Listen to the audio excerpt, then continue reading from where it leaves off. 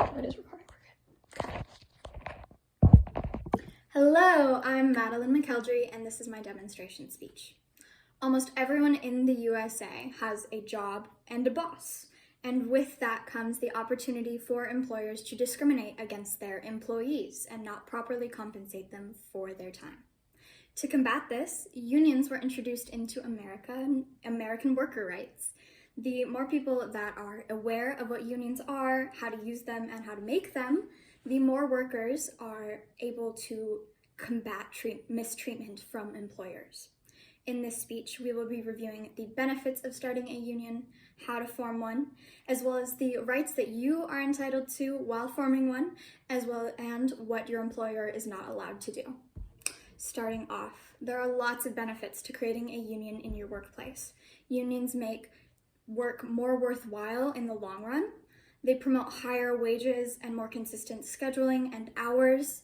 They pressure management into giving better benefits, paid sick time, as well as vacation time. They help secure retirement and pension benefits.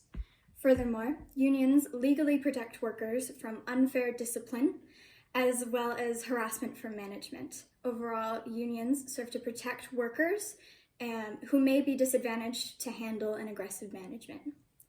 Next, I'm going to dive into how to actually go about starting a union in your workplace. To start, you're going to need to talk to coworkers and see if they share your grievances or what problems they might also be facing from management. It really helps to make sure that you are all on the same page and that you are not the only one having an issue with management. After that, and you've established support from your coworkers, get in touch with a union organizer. They will help answer all of your questions, as well as look into what you want to negotiate in your contract later on once you are an actual official union. Next, we're going to start a committee with your coworkers, and you're going to vote one or two people to be in charge of the committee, and these people are going to be the ones who are most passionate and committed to your cause. It is imperative that we have someone who's going to drive to get stuff done and actually get the point we want.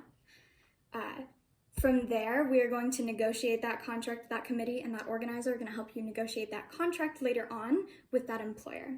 And it is imperative that you do know your rights and don't let an employer intimidate you out of unionizing. They are not allowed to do that. Now we are on to signing union support cards.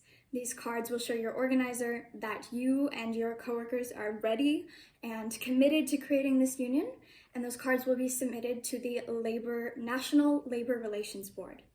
From there, the cards will be processed, and the National Labor Relations Board will determine who in your workplace is eligible to vote in favor or against the union. If the majority votes in favor, congratulations, you're officially a union.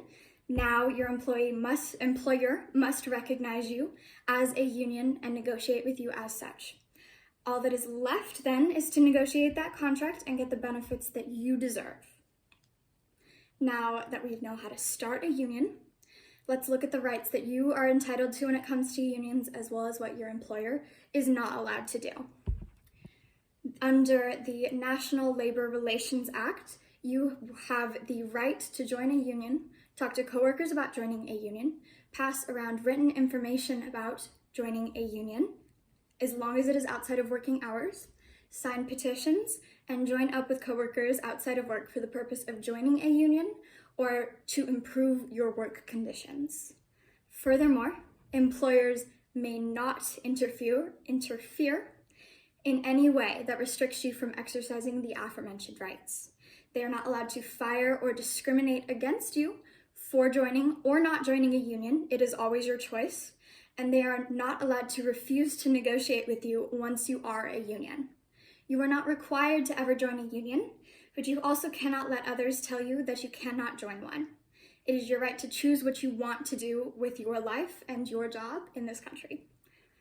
Now, unions are an important tool that the American employee has at their fingertips. Unions serve to improve the workplace for now and the long term all over the country. To create one, discuss the issues you are facing with your coworkers, reach out to a union organizer, and then make sure you know that you are allowed to do this, and make sure you're going about it in a way that your employers cannot stop you or take legal action. Follow the rules, know your rights. Overall, unions serve as a tool for getting treatment that workers deserve. They aren't required to be treated well at a job, but they are also a tool to keep in your back pocket. Thank you.